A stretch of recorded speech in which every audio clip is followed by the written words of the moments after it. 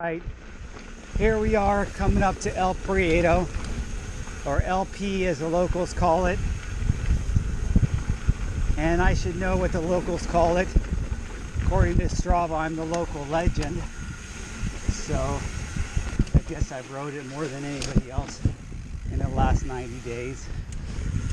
And I didn't really feel like I rode it that much the last 90 days because we had the fires, so I didn't ride it during that time when there was the fires and there was bad air. So, but I've been riding it a lot ever since the air got better and the fire stopped. And it is my favorite trail. It's a trail closest to my house, even closer to my mom's house. So I go over to see Mom. I'll go for a bike ride, come back. She makes me something to eat. And then I take a shower. It's really nice. The other day when I rode, it was hailing. We had our first rain and it was a hailstorm at the top of the mountain, top of ground here. And man, I was cold. So it was nice going back to Mom's and taking a hot shower right after a cold ride. Right now it's dried up again. Here in Southern California, we just don't get enough rain. It's a very dry climate. That's why we have problems with fires and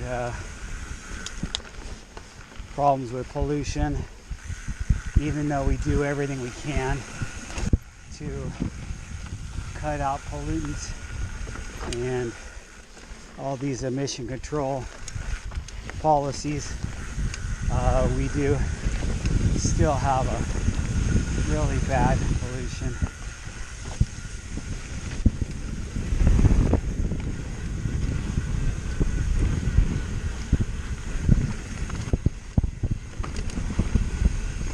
People are wondering why is he talking to himself?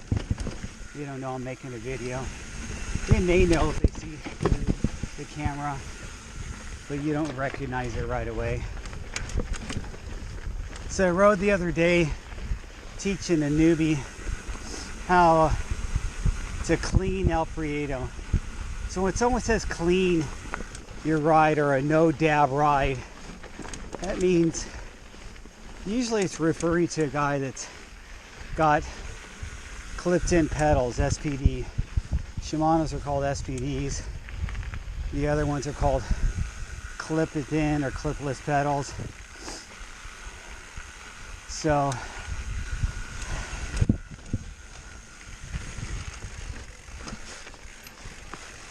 like making turns like that and not having to put your foot down is a challenge. You can go slow like I did, which is probably the easiest way. Some guys are able to go a little bit quicker. Some guys kind of track stand it.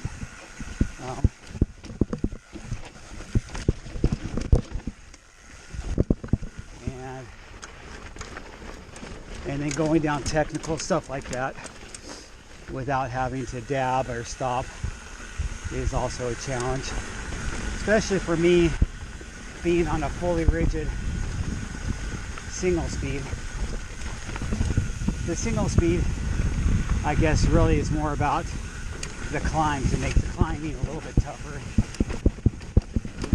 but the rigid is what kind of jerks you around and makes the technical stuff on a single track a little bit more technical because you don't have a suspension fork or you don't have rear suspension that's gonna suck up the bumps and smooth stuff out. So here's the only main climb. A couple roots, but it's dry roots. couple rocks that you can kind of time your pedaling so you don't strike your pedal on it. It's perfect weather right now. It's probably about 65 degrees, so it's a little bit on the cooler side for California, but it feels great. I love this weather. I didn't even put my jacket on today. Yesterday and the day before and the day before I had my jacket. Of course, the day I rode down when it was raining and hailing, I had to have my jacket.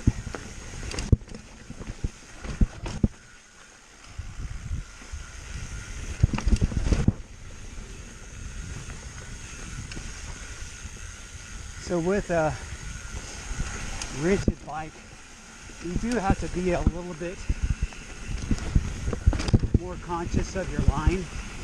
But one thing you may not notice right away, but as I go back and forth from this bike to my bike that has a Fox float on it, is a rigid bike steering is more precise than a fork that's a suspension fork. And not that those suspension forks have a lot of flex, but they just, because of them being a suspension, this steering doesn't feel as precise, whereas this feels like you can really, you can really, what do you call, like slice a tomato, I don't know. It's a technical switchback 2 that people get a little freaked out about because there's a long drop if you miss it. This is really technical for me, because this is where suspension would really help. These rocks stick up in a way that they kind of hang up your tire. You don't have a little bit of momentum. And then this is a little bit technical as far as climbing over. If you don't carry your momentum and keep pedaling over, you'll get hung up right there. I think we pretty much surpassed everything that's technical now. I mean, there are a little other technical sections, but I think those are the major ones.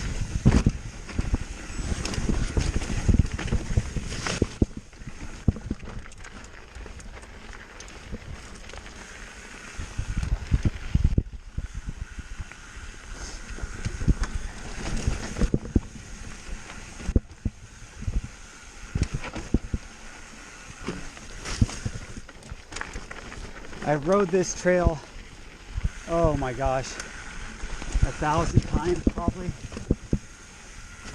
It is my local trail, literally 1 mile from my mom's house and 4 miles from my house. So it's super close. That's why I ride it all the time. And it's super fun. I mean, if you lived right by this trail, wouldn't you ride it all the time? I mean, if you're a mountain biker. I'm assuming a few guys that are watching my channel are mountain bikers. I think I first started the channel and I have a lot of foreigners and expats that go to the Philippines that are watching my channel. And I do go to the Philippines a lot. I'm married to a Filipina and my heart is in that country. I love it. but I still have to work, and I'm back here working, well, trying to make a business and work. And I say trying to because it's not always that easy. And last time I came back here after spending 8 months in the Philippines, I worked for a big company, and that was nice. And I worked for them for like 3 years, and they would let me take a month-long vacation twice a year, so I was really fortunate there. But I mean, I didn't get all of that paid. I used some of my own money to take the time off, but they were flexible with me. But now I'm an independent worker, independent consultant, and have my own business. Not just my own, I co-own the business with a partner. And that'll be another YouTube video channel later on where I talk about my career and what I'm doing to finish up my work life until I retire. I've got 10 years to retire, you guys.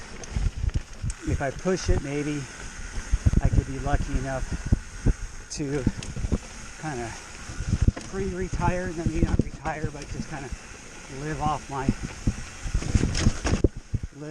independently live off my income and not work as much.